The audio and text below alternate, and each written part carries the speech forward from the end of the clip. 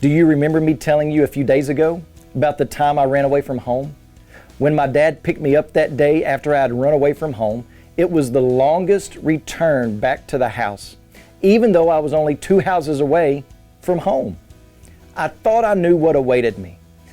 Oh, there was punishment and discipline, and it came in the form of a spanking and having to hug my brother and tell him that I loved him.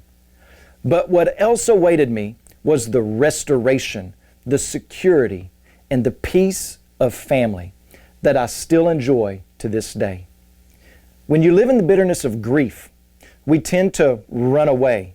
We want to isolate ourselves, either physically or pushing people away, or we want to run away mentally and emotionally through medicines, drugs, alcohol. We live in a world that doesn't know how to deal with the reality of our sin. We think God does all this stuff to us because He's just a cruel God, instead of realizing that He works for our good, even when it hurts, and even when we can't see it. All of what's going on in the book of Ruth is providential, but I want to point out one aspect that may go unnoticed. Look at the very last sentence of chapter 1. Verse 22, it says this: "They came to Bethlehem at the beginning of the barley harvest."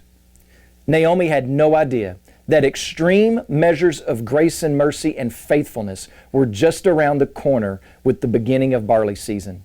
And consider this providential circumstance right now. You are here listening to this word from the Lord at this time. It's not coincidental, it's providential. Perhaps God is wooing you back to Himself through His Word and His Spirit, and He's calling out to you to return home to Him. When you pray today, please remember our Creative Access missionaries in China. And also, remember the Wo Kareen Life Word broadcast that's heard in Burma.